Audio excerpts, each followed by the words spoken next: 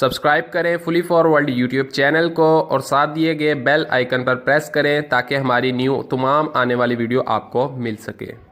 अस्सलाम वालेकुम दोस्तों, आप देख रहे हैं fully for world YouTube channel. मेरा नाम है आज़म और आज की इस वीडियो में आपके साथ शेयर करूंगा चैंगोंग रूबा डीसी इन्वर्टर एसी में F1 का एरर आ रहा है, जो कि आप देख सकते हैं। अभी इसके डिस्प्ले पर F1 का एरर आ रहा है। F1 किस किस वजह से आता है और आपको पीसीबी से रिलेटेड बहुत सारी नॉलेज जो है आज की इस वीडियो में मिलेगी। तो गाइस पीसीबी बोर्ड ये मैंने बाहर निकाल लिया है। इसमें आउटडोर यूनिट पीसीबी फॉल्टी है इसका, ठीक है। तो इसमें F1 का एरर आ रहा है। किस किस वजह से F1 का एरर आता है और यहाँ पर हमने जो फॉल्ट रेस किया है और उसको सॉल्व किया है वो क्या चीज़ है, वो भी आपके साथ शेयर करेंगे, ताकि इन केस कभी आपके सामने F1 का एरर आता है तो आप उन्हीं चीज़ों को टेस्ट करें और आसानी से अपना फॉल्ट सॉल्व कर सकें। तो यहाँ पर ये है हमारे पास पीसीबी, ठीक है। इसमें ये हीट सिंक लगा हुआ है, ठीक है, एक साइड पर जो कि एलुमिनियम का है। इसके नीचे आईपीएम लगा हुआ होता है, ठीक है, आईपीएम मॉड्यूल। तो ये आईपीएम मॉड्यूल है, ये उसकी ऊपर वाली लो साइड है और नीचे वाली ये पिंस जो है हाई साइड है, जिसमें UV W कंप्रेसर को ऑपरेट करने के लिए निकलती हैं। तो यहाँ पर जो है ये अगर आपका शॉर्ट है, ख़राब है, डेड है, मतलब इसमें फॉल्ट है तो F1 का एरर आता है। लेकिन सिर्फ इसी की वजह से नहीं आता, और भी इसमें कुछ रीज़न होते हैं। इसके बाद यहाँ पर इसमें ये कैपेसिटर्स कुछ लगे हुए हैं, एक ये कैपेसिटर और 3 यहाँ पर अलग से। ये जो थोड़ा सा बड़ा कैपेसिटर है इस पर 15 वोल्ट आने चाहिए, ठीक है। इस पर जब भी आप पीसीबी को टेस्ट करेंगे इस पर 15 वोल्टेज आने चाहिए।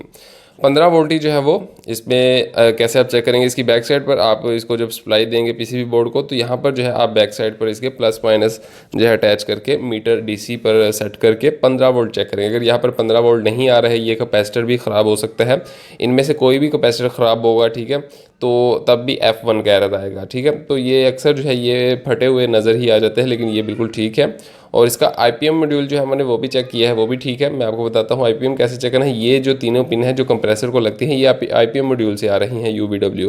इसमें आपने जो है इसको टेस्ट करना है कंप्रेसर को, ठीक है। कंप्रेसर को आपने कैसे टेस्ट करना है, इसकी जो कंप्रेसर को नहीं, सॉरी, इसमें जो ये जो तीनों पॉइंट है इसमें आपने कंटिन्यूटी देखनी है। किसी में भी कंटिन्यूटी नहीं आनी चाहिए, ठीक है। बिल्कुल भी यहाँ पर रीडिंग कंटिन्यू आपको नहीं मिलनी चाहिए आपस में। जैसे हम कंप्रेसर को टेस्ट करते हैं शॉर्टेज के लिए, इसमें जो है आप दोनों प्रोब को किसी भी दोनों पिन में लगाएं, इस तरह करके जो है इसमें से कंटिन्यू तीनों वायर में किसी में कंटिन्यूटी नहीं आनी चाहिए।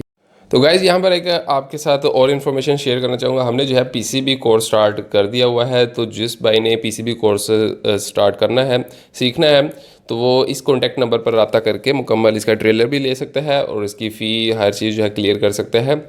बहुत ही कम इसकी फ़ी रखी है 5000, और जो 5000 भी नहीं पे कर सकता उसके लिए भी स्पेशली डिस्काउंट हो जाएगा। तो इस कोर्स का आपको ये बड़ा बेनिफिट होगा कि आपको स्टेप शुरू से लेकर एंड तक स्टेप बाय स्टेप जो है आपको एक एक चीज़ टेस्ट करना सिखाई जाएगी। तो यहाँ पर फ्रेंड्स आईपीएम मॉड्यूल जो है वो हीट सिंक, और नॉर्मली आप स्क्रू इसकी बैक साइड पर होते हैं वो ओपन करके, और अगर कभी रिप्लेस भी करना पड़े तो आप कर सकते हैं। अब यहाँ पर जो है आपने सबसे पहले यही चीज़, पहला स्टेप आपका यही होना है कि यहाँ पर 15 वोल्ट आने चाहिए, और दूसरे नंबर पर यहाँ पर जो है हमारे ये जो UVW ये जो कंप्रेसर का जैक है, ये जो है हमारे इसमें कंटिन्यूटी नहीं होनी चाहिए। अगर कंटिन्यूटी होगी तो मतलब ये शॉर्ट है, आईपीएम मॉड्यूल शॉर्ट है, तो फिर तो आईपीएम मॉड्यूल ही इसका फॉल्टी होगा। अब सिर्फ यही इसका रीज़न नहीं होता, इसके अलावा और भी इसके रीज़न्स होते हैं जो कि हमें फॉल्ट्स इसमें देखने को मिला है। वो ये है, इसमें एक आईसी लगा हुआ है जो कि बिल्कुल छोटा है। यहाँ पर आईसी लगा हुआ है जिसकी 8 लेग्स हैं, ठीक है, 8 पिन वाला आईसी है। 2302 या 2303 नंबर इसका होता है। ऑलमोस्ट 2302 लगा हुआ होता है, कई बार 2303 भी लगा हुआ होता है। इसके ऊपर छोटा सा नंबर लिखा हुआ होता है। तो यहाँ पर ये जो है इसके इर्द गिर्द जो SMD रजिस्टर लगे हुए हैं, ठीक है, जो SMD रजिस्टर, इनमें फॉल्ट होता है, ठीक है। F1 अक्सर इन्हीं की वजह से आता है, और यहाँ पर भी यही फॉल्ट निकला है। मैं आपको बताता हूँ हमने कैसे सोल्व किया। इस पर जो है 1 किलो ओम और 10 किलो ओम की रजिस्टर्स लगी हुई होती हैं, तो उनमें अक्सर फॉल्ट जाता है। यहाँ पर जो है एक ये रजिस्टर हमने चेंज की है, यहाँ पर ये रजिस्टर्स लगे हुए हैं, ये 1 2 3 4 रजिस्टर्स हमने जो है मैक्सिमम 4 रजिस्टर्स इसमें से जो है हमने चेंज किए, ये भी चेंज किया है, और फिर एक ये भी चेंज किया है, और ये भी चेंज किया है। यहाँ पर जो आप देखेंगे ये रीसोल्ड हुए हैं, ठीक है, और इसको यानी कि हमने चेंज किया, रिप्लेस किया हुआ है। तो ये रजिस्टर जो है इसके नंबर होते हैं 1001, ये 1 किलो ओम की है, और 1002 जो नंबर है ये हमारी होती है 10 किलो ओम की। ये रजिस्टर्स ब्लैक कलर का इसके ऊपर लिखा हुआ होता है, ठीक है। तो ये इसका सॉफ्टवेयर भी आप मिल जाता है प्ले स्टोर से, तो उसके ऊपर आप ये कोड डालेंगे, कैलकुलेट करेंगे तो इसकी रजिस्टर्स आपको वैल्यू निकाल दी जाती है, ठीक है। इन रजिस्टर्स का फॉल्ट होता है अक्सर। और अभी भी आपके सामने इसी रजिस्टर का फॉल्ट निकला है। तो पीसीबी से रिलेटेड जो है हमने जो काम शुरू करवाया है वो इसीलिए करवाया है ताकि आपको बेसिक नॉलेज जो है वो पता चल जाए। मैंने इसीलिए इसकी बहुत कम फ़ी रखी है ताकि जो है बेसिक नॉलेज तो आप तक पहुँचे, आप नॉर्मल जितने भी फॉल्ट्स आते हैं वो तो आप खुद सॉल्व कर सकें। तो इसमें जो है आपको मुकम्मल जो इसमें और आईसी लगे हुए हैं, इसमें और ब्रिज लगा हुआ है, इसमें IGBTs लगे होते हैं और काफ़ी सारे ऐसे कंपोनेंट्स लगे होते हैं जिनका हमें बिल्कुल नहीं पता।